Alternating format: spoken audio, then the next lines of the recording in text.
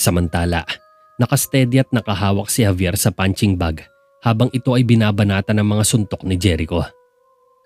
Isang serya ng mga jabs at hooks ang pinaulan ni Jericho sa punching bag. Dama ni Javier ang mabibigat na binibitawang suntok ni Jericho na halos lahat ay tumatama sa precision point ng punching bag. Kita sa itsura ni Jericho na gigil ito at halos butasin na ang bag sa sobrang galit na nararamdaman. Hindi naman malaman ni Javier kung bakit nagkakaganito si Jericho kaya sinasakyan na lang niya ang pag-iensayo na parang sa kanya ay binubunto ng bigat ng emosyon ni Jericho. "Mukhang gigil ka," tanong pa ni Javier habang mahigpit na nakakapit sa bag. "Anong ibig mong sabihin gigil?" Sumundot ng isang mabilis na right hook si Jericho. Halos makabitaw sa bag si Javier sa lakas ng suntok na pinakawalan ni Jericho. "Maghinay-hinay ka naman. Alam mo yung tipong balisa at galit, ganun ka." Reklamo ni Javier at hinawakan muli ng mahigpit ang bag. "Hindi ito galit, Javier.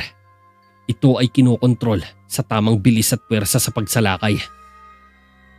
Isang nakakagimbal na left hook na sinabayan ng uppercut ni Jericho ang tumama at mabilis na pumigtas ang punching bag sa rolling hanger. Tumilapon si Javier habang yakap ang bag at bumagsak siya sa lupa kasama nito. "Mahusay! Mukhang galit ka nga!" Litanya ni Javier na nakasingkit ang mga kilay. Nakatayo lang si Jericho habang hinihingal nang dumating sa kanila si Nicolas na may dalang balita. "Kamahalan, isang mensahero ang dumating sa sandaling ito." Wika ni Nicolas habang nakatayo sa harap ng nakahigang si Javier. "Ano naman to?" tanong ni Haring Jericho. "Isang hukbo. Tatawirin na nila ang ating hangganan sa unang liwanag." Tugon ni Nicolas. Gulat si Jericho at napatayo si Javier. "Isang hukbo? Kaninong hukbo?" tanong ni Jericho na hinihingal pa rin sa pagod. "Ang reyna ni Haring Cesar," sagot ni Nicolas. Hindi nakasagot si Jericho. Tahimik lang itong nakatingin kay Nicolas. Napatingin sa kanya si Javier na bakas sa itsurang pag-aalala. Isa na namang digmaan ang magaganap na hindi pa nila tiyak kung gaano karami ang hukbo ng kalaban. Matapos na maihatid ang masamang balita ay nagpatawag kaagad ng pagpupulong si Haring Jericho sa loob ng konseho. Nagtipo ng buong korte sa silid habang tinatalakay nila ang mga gagawin sa napipintong digmaan. Isang sapilitang marcha ang ginagawa ng mga tauhan ngayon ni Haring Cesar. Mukhang makakarating sila sa Terraveda sa paglubog ng araw bukas. Nangangahulugang wala tayong pagpipilian kundi lumaban. Dapat natin silang harangin bago sila makarating sa Tagaytay. Sa ganoong paraan, makukuha natin ang mataas na lugar. Nakahanda na ang mga kabalyero ng Terraveda habang nagsasalita ako. Aalis ang ating hukbo pagsapit ng madaling araw. Mahabang wika ni Haring Jericho sa mga opisyalis ng konseho. Nagpakita ito ng tapang at dedikasyon sa mga mata ng nakakatandang tagapayo kaya natutuwa sila sa kanilang hari. "Mabuhay ang hari!" Pagpupugay ni Aragon. "Mabuhay ang hari! Mabuhay ang hari! Mabuhay ang hari!" Sigo naman ang mga opisyalis na kumpiyansang maipapanalo ni Jericho ang digmaan. Samantalang malungkot lang na nakatingin si Javier. Ngumisi lang si Aragon na halatang natutuwa siya sa mga nangyayari. 10 oras na ng gabi nang dumating naman si Raya sa labas ng kastilyo ni Haring Cesar na suotang makapal at kulay itim na balabal. Lumapit siya sa isang tunnel na nag-uugnay sa kuweba at sa ilalim ng kastilyo. 300 metro ang layo patungo sa kastilyo. Mahiwagang nagbukas ang pinto sa mga lagusan nang tinutukan ito ng kamay ni Raya at tumungo siya sa loob. Kinuha ni Raya ang sulo na nakasabit sa dingding at tinahak ang madilim na tunnel. Pagkarating niya sa ilalim ng kastilyo ay nakita siya ng isang barbaro kaya sinita siya para huminto. "Tumigil ka!" Isa pang barbarong sumalubong sa dadaanan ni Raya sabay tinutukan siya ng espada. Napaligiran na ng dalawa si Raya kaya wala na itong choice kundi magpakilala. Pakiusap. Wala akong intensyon na masama. Gusto ko lang makausap ang inyong reyna. Nakangiting wika ni Prinsesa Raya. Di sumagot ang dalawa. Sa halip ay kinaladkad siya ng mga ito patungo sa loob ng throne room kung saan nakaupo si Reyna Atasha sa isa sa mga trono. Sa pilitang ipinasok ng mga barbaro si Raya, sabay hinila ang talukbong niya sa ulo. Prinsesa Raya Mondragon, isang tangkang pagpasok sa aking kastilyo sa kalaliman ng gabi? Pwes, magsimula ka na magdasal. Wika ni Reyna Atasha sa pangahas na Mondragon na naglakas loob na pumasok sa lungga niya. Paumanhin po sa aking paggambala sa inyo, kamahalan. Ngunit ako'y dumating hindi para makipag-away, kundi sa isang negosasyon. Sabay yuko ni Prinsesa Raya na animoy isang maamong tupa sa harap ng tigre. Ano kayang negosasyon ang iaalok mo sa akin, bruha? Magaspang nasabi ni Reyna Atasha. Dumating ako sa pangalan ng aking ina. Kumpiyansang sagot ni Prinsesa Raya. Ganun ba? Noong huling narinig ko, ikaw at siya, napahinto sa pagsasalita ang Reyna. Hindi ako naparito para kay Argo, kundi tungkol sa aking ina. Sabat ni Prinsesa Raya. Ang iyong ina? Taka ni Reyna Atasha. Si Argo ang aking ama. Iisang dugo ang nananalaytay sa amin. Siya ang nagpalaki sa akin at nag-alaga noong bata pa ako. Pero siya rin ang lumikha kung sino ako ngayon. Mahabang paliwanag ni Prinsesa Raya. Kung ganoon, isang mangkukulam ang iyong ina? Naaalala ko siya. Siya ay isang mabuting tao. Isang marangal na tao. Wika ng Reyna. Hanggang ngayon, yun ang paniniwala ko. Ngunit ang tanging nakuha niyang gantimpala ay kamatayan nang ipinagkanulo siya ng kanyang walang awang hari. Galit na bigkas ni Prinsesa Raya habang unti-unting nangingilid ang kanyang mga luha sa mga mata. Natahimik saglit si Reyna Atasha at tumingin ng matalas kay Prinsesa Raya na nakatayo sa harap niya. Kung gayon, parang pareho tayong nawala ng mahal sa buhay sa mga kamay ng isang Mondragon. Tumayo si Reyna Atasha sa trono at lumapit ng ilang dipa kay Prinsesa Raya. Ngayon, sa huling pagkakataon, bakit ka na parito? Seryosong tanong ng Reyna. Kamahalan. Tinanggal ni Raya ang kamay sa bantay na nakahawak sa kanya. Lumapit siya kay Reyna Atasha at yumuko sa kanyang harapan habang nakasayad ang mga tuhod. Kamahalan, si Argo ang dapat sisihin sa lahat ng ito. Sinumpa niya ang lupain at gayon din ang kanyang anak. Kaya humihingi ako ng paghihiganti sa mga sugat na ginawa nila. Tulad mo, kung tatanggapin mo to, naparito ko upang mag-alok ng isang tulong. Wika nang nakayukong si Prinsesa Raya sa harap ng mga tuhod ni Reyna Atasha. Inihanda ni Javier ang higaan ni Jericho para sa pagtulog, habang si Jericho ay nagsusuot ng kulay dark brown na cloak na kinuha niya mula sa kanyang cabinet. Lalabas ka na naman. Ilang araw tayong nasa kagubatan. Kumakain ng kakaibang gulay at hayop. Walang maayos na tubig. Walang paliguan. Ito na ang huling pagkakataong matutulog tayo sa isang maayos na kama. Tapos aalis ka? Tila nagre-reklamong wika ni Javier. Napalingon si Jericho matapos magbihis. Javier, nakahanda akong harapin ang lahat ng uri ng kakilakilabot sa mundong to. Ngunit kung sa tingin mo'y binabahagi ko ang kama na ito sa'yo, manigas ka. Masungit na sagot ni Jericho. Ano ka mo? Hindi yun ang ibig kong sabihin. Tumatawang saad ni Javier. Tama, mabuti yan. At naaaliw ka paminsan-minsan. Seryosong sagot ni Jericho at umalis. Saan ka naman pupunta? Habol ni Javier. Hindi mo na kailangan malaman yon. At Javier, kailangan maayos na rito pagbalik ko. Huling sambit ni Jericho bago isinara ang pinto. Napailing na lang si Javier sa tinura ni Jericho at nagpatuloy na lang sa pag-aayos ng kama. Lumabas si Jericho ng palasyo nang nakasuot ng itim na balabal. Hindi siya napansin ng mga gwardya dahil abala sila sa pagpapatrolya sa paligid. Naglakad siya sa madilim na kalye ng palengke patungo sa bahay ni Michelle na nakataas ang hood sa kanyang cloak. Nakita siya ng isang bantay na nagpapatrolya sa gabi. Tumigil ka! Ipahayag mo ang iyong sarili!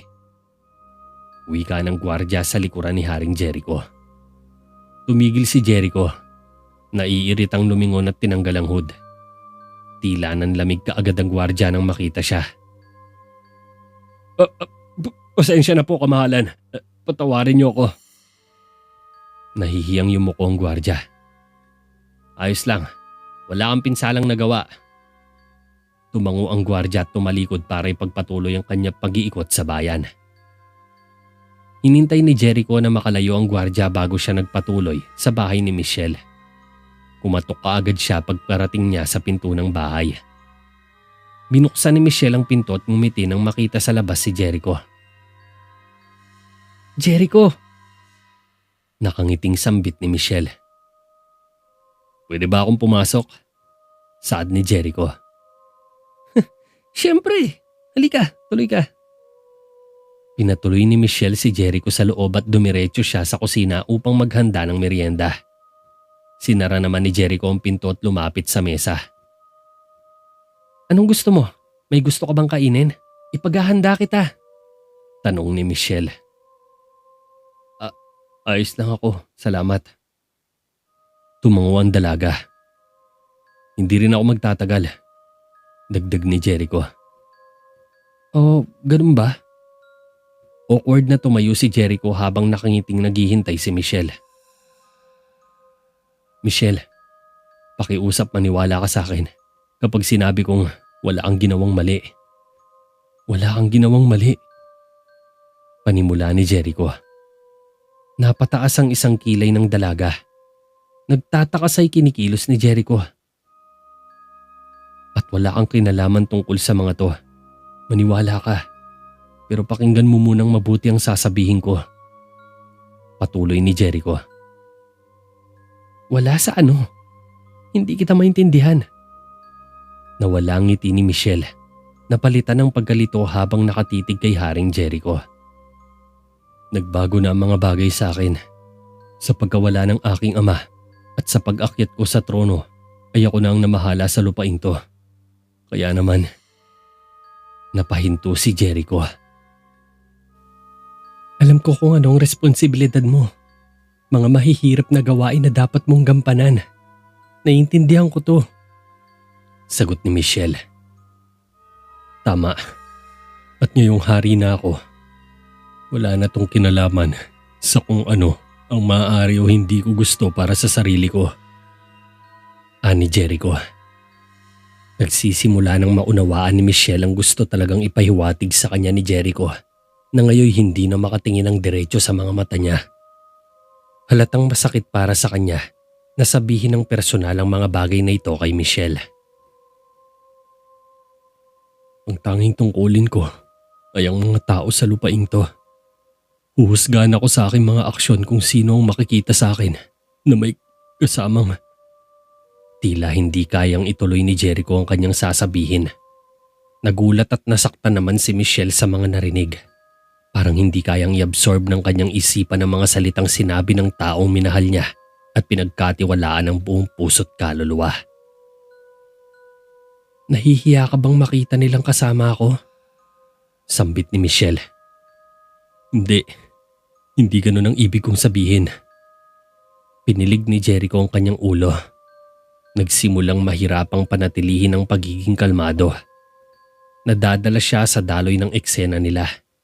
Hindi makatitig at nagsisimulang bumigat ang dibdib. Hindi ganun. Ngunit ngayong hari na ako. Sa palagay ko, hindi na nararapat na ipagpatuloy pa natin to. Tumingin si Jericho sa mga mata ni Michelle na mas nagulat at nasaktan sa mga narinig kay Haring Jericho. Hindi ako nababagay sa iyo, ganun ba? Tanong ng dalaga na nagsisimulang umagos ang luha. Parang hindi. Lumapit pa si Michelle kay Jericho. Hindi makapaniwala sa naririnig niya. Jericho, makinig ka sa sarili mo. Parang hindi ito ang lalaking kilala ko. Napag-usapan na natin to, hindi ba? Namumulang saad ni Michelle. Gusto siyang yakapin ni Jericho pero nagdesisyon nitong pigilan ng sarili. Kailangan niyang gawin ito para sa ikabubuti ng lahat. Wala tayong napag-usapan. Sarili ko tong desisyon. Gumagawa ako ng sarili kong mga desisyon para sa ikabubuti ng aking mga mamamayan. Wika ni Jericho. At magdidesisyon kang hiwalayan ako? Hindi na tayo pwede ganon? Nagsimulang umiyak si Michelle sa harap ni Jericho na tila naging bato na ang puso sa pagpigil sa sarili. Oo, ganun na nga. Nanginginig na sagot ni Jericho. Tumango si Michelle at nagpunas ng kanyang mga luha. Dumistansya siya kay Jericho. Ngayon, malinaw ko nang nakikita. Tumingin si Michelle kay Jericho. Hindi niya itinatago ang kanyang mga luha o sakit sa harap ni Jericho. Patawarin mo ako, Michelle. Ganyan lang talaga ang buhay.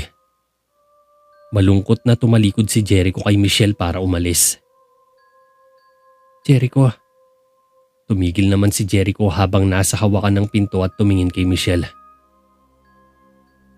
Huwag mong hayaang may magsabi sa iyo ng gagawin. Sinabi mo noon na gusto mong maging totoo. Meron kang mabuting puso, kaya dito ka naging totoo. Saka ka lamang magiging tunay na hari kapag nagpakatotoo ka sa kung ano ang totoong nararamdaman mo. Mahabang wika ni Michelle. Tumango si Jericho habang isinasaalang-alang ang mga sinabi ng dalaga. Pagkatapos ay tsaka siya lumabas ng bahay. Naiwan namang durog at wasak ang damdamin ni Michelle. Napaupo siya sa panghihina dahil sa mga binitawang salita ni Jericho. Naguguluhan siya sa nangyayari. Hindi niya malaman ang dahilan kung bakit ganoong kabilis nagbago si Jericho. Parang hindi si Jericho ang nakaharap niya dahil hindi naman ganito magsalita at kumilos ang dating prinsipeng nakilala niya. Napaisip ng malalim si Michelle at may isang bagay siyang napagtanto. Dahil sa panunulsol at pagdidikta ng taong nakapaligid kay Haring Jericho, kaya ito nagsimulang magbago. Isa ito sa nakikitang dahilan ni Michelle. Kaya tiniis niya ang sakit at inintindi na lang si Jericho. Marahil ay nape-pressure ito sa pagiging hari. Kaya kung ano-anong bagay na lang ang mga nagagawang desisyon mula sa pagdidikta ng iba. Pagsapit ng bukang liwayway, nakahanda na ang lahat para sa madugong digmaan. Bumaba si Jericho sa hagdanan patungo sa kanyang pinagsama-samang hukbo na nakamartsa sa main square. Halos umabot sa 5,000 ang nakayang hakutin ni Jericho sa plaza upang dalhin sa gera. Nasa higit 1,000 ang mga kabalyerong nakasakay sa kabayo, habang ang mga gwardyang kawal naman ay nasa bilang na 2,000 kasama ang mga archers na nakahanay sa frontline na umabot sa 1,000 katao. Mukhang handang-handa na ang mga ito nang sumakay sila sa kani-kanilang mga kabayo palabas ng lungsod. Habang paalis sina Haring Jericho sa Terraveda ay nagmamasid sina Michelle at Mang Rigor mula sa bintana ng koridor sa kastilyo. Napansin pa ni Mang Rigor si Michelle na malungkot na nakatanaw kay Jericho habang isinasara ng mga bantay ang mga pangunahing tarangkahan na nakapalibot sa bayan. Huwag kang mag-alala, Iha. Matatapos din ang gyerang ito. Babalik silang lahat. Sigurado ko. Positibong wika ni Mang Rigor. Iba na sa pagkakataong ito, di ba? Hari na si Jericho ngayon. Ang kapalaran ng Terraveda ay nakasalalay lamang sa mga balikat niya. Sagot naman ni Michelle, habang tanaw sa bintanang salamin ng ilang mga kabalyero. Oh, hindi siya nag-iisa, Michelle. Higit sa lahat, dapat alam mo yan. Makahulog ang wika ni Mang Rigor. Bahagyang umiti ang dalaga. Alam ko yun. Kaya lang, hindi ako sigurado na alam din niya. Mukhang nagsisimula na siyang kalimutan ng lahat. Sambit pa ni Michelle. Naunawaan naman agad ni Mang Rigor ang ibig ipahiwatig ng dalaga, kaya tinapik niya lang ito sa balikat upang pagaanin ang kanyang loob. Naiparating na rin sa kanya ni Javier ang mga nangyari, kaya napagtanto niyang unti-unti na ngang nagbabago si Jericho dahil sa mga payong kabalintunaang isinisiksik ni Aragon sa kanya. Bata pa si Jericho pagdating sa pamumuno, kaya madali lang para kay Aragon na manipulahin ang kanyang isip at maimpluwensyahan nitong gumawa ng isang bagay na di makatarungan sa pamamagitan ng mga baluktot nitong pananaw at paniniwala sa buhay. Sa kahusayan ng mga plano'y nagawa nitong itulak si Jericho sa mas mahirap at mas komplikadong sitwasyon, kaya isa na lang ang kulang para magtagumpay siya sa balak. Ang hintaing mamatay si Jericho sa gitna ng labanan upang maangkin niya na ng solo ang minimithi niyang trono ni Haring Argo. Pagdating sa border ay nakatayong mag-isa sa gilid ng bangin si Jericho. Nakatingin sa hukbo ng kalaban na tila langgam na nagkukumpulad sa ibaba. Halatang may mga kasanayan na sila sa digmaan, kaya hindi may kakailang handang-handa na rin sila sa labanan na may layuning ipagiganti ang kanilang hari mula kay Jericho. Umakyat si Aragon at tumayo sa tabi ni Jericho. Siguraduhin mong nasa hukbo ang lahat ng kailangan nila. Dapat silang makapagpahinga ng mabuti para bukas. Sambit ni Jericho. Ako na pong bahala, kamahalan. Kayang-kaya ko na to. Magalang na sagot ni Aragon. Magsisimula na ang aming laban ng Reyna sa unang pagkakataon. Turan ni Jericho. Ngumisi si Aragon bago umalis para asikasuhin ang mga kailangang gawin at paghahanda para sa pag-uumpisa ng unang araw ng digmaan sa umaga. Pagkagat ng dilim, nakapagtayo na ng kampo ang hukbo sa open field.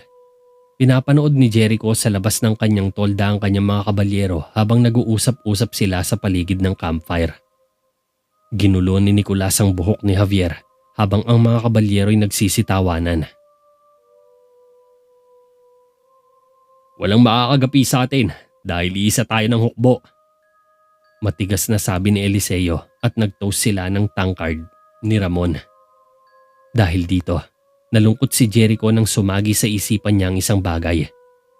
Malinaw na hinahanap-hanap niya ang kanilang pagsasamahan. Napansin ni Javier na nakatingin si Jericho at bahagyang napawi ang ngiti niya.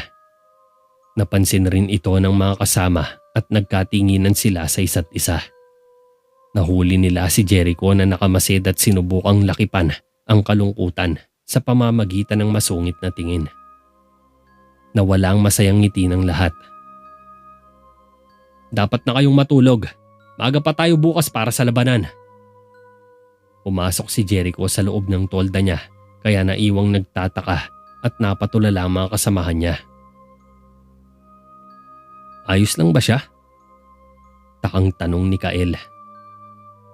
Siya ang ating hari. Kung may mangyari sa sino man sa atin, pananagutan niya. Tumango si Kael habang tinatanggap ang mga salita ni Javier dahil mas kilala niya ang hari kumpara sa kanila. Isang oras ang nakalipas. Habang nagmumuni-muni si Jericho sa silya, ay maayos namang nililinis ni Javier ang kanyang ekstrang armor sa gilid ng tolda. Napatingin si Jericho sa labas nang pumasok sa loob ang mga kabalyero na pinangungunahan ni Eliseo. Tinapik pa ni Kael si Javier habang naglilinis ito ng armor. Eliseo, pagtataka naman ni Haring Jericho. Kamahalan. Tumingin si Eliseo sa kanyang kasamahan bago bumaling kay Haring Jericho. Anong ibig sabihin nito? Tila nalilito si Jericho. Nais lang naming malaman mo na walang sino man sa amin ang hindi mamamatay para sa'yo. Ginawa namin ang aming pangako at isinuot namin ang simbolo ng Mondragon ng may pagmamalaki. Bukas, lalaban kami para sa pangalan mo, kamahalan. Para sa kalayaan at kapayapaan sa lupaing ito. Wika ni Eliseo. Natouch naman si Jericho at tinignan ng may pagmamalaki ang mga kasamahan niya. Salamat Eliseo. Salamat sa inyo. Tumango silang lahat at lumabas na upang magpahinga. Ang ibig nilang sabihin ay kasama mo sila sa laban. Hindi ka nag-iisa. Wika ni Javier at umupo ito sa silya sa tabi ng lamesa ni Jericho. Hindi ko kailanman kinwestiyon ang kanilang katapatan. Iniisip ko kung karapat dapat ba akong mamuno sa kanila. Sambit ni Jericho. Wala nang makakaintindi pa sa kanila bukod sa'yo. Ang ipadala sila sa labanan ay hindi isang desisyon na gagawin mo ng basta-basta. At alam nila yon. Paliwanag ni Javier. Ngunit tama bang desisyong ginawa ko sa una pa lang? Malungkot na tanong ni Jericho. Kung may iba pang paraan sa sitwasyong to, gawin mo sa mainam na paraan. Gayunpaman, kailangan mo pa rin ipagtanggol ang Terraveda. Wala kang pagpipilian. Pahayag ni Javier. May paraan pa sana ako kung binuhay ko si Haring Cesar. Nagkamali ako ng desisyon. At ngayon, ako mismo ang nagdala ng digmaang ito sa Terraveda. Paninisi ni Jericho sa sarili. Jericho, walang handang magsakripisyo ng higit sa sinuman liban sa iyo para sa kapakanan ng kahariang to. Ang iyong desisyon ay umukit para sa ikabubuti ng Terraveda. Ani Jericho. Siguro, ngayon ang aking mga tauhan naman ay siyang nagbabayad para dito sa baluktot na desisyong to. Wika ni Jericho habang nakatitig sa kawalan. Napabuntong hininga si Javier sa mabigat ng pinapasan ng mga balikat ni Jericho. Kung may magagawa lang sana siya para ihinto ang digmaan, ay gagawin niya upang wala nang magbubuwis ng buhay. Pinagmasdan sandali ni Javier si Jericho na tila tuluyan ng inanod ng pag-iisip. Gusto man niya itong payuhan pero nag-alangan siya dahil baka dumagdag lang siya sa problema. Nalungkot na tumayo si Javier nang iwan mag-isa sa kanyang tolda si Jericho. Sa mabilis na paglipas ng mga oras ay siya rin ang patuloy na paglamon ng dilim sa buong paligid. Sa kalagitnaan ng gabi, habang nahihimbing sa pagtulog ang mga kabalyero, ay lumabas si Jericho sa kanyang tolda. Nakasuot ito ng lumang balabal at dumaan sa kanyang nagpapahingang mga tauhan. Nagising bigla si Javier at nakita siyang papunta sa kung saan. Bumangon si Javier para sumunod pero sumabit ang kanyang paa sa isang tao na nakapwesto sa daan at natisod siya sa isang tolda sa gilid.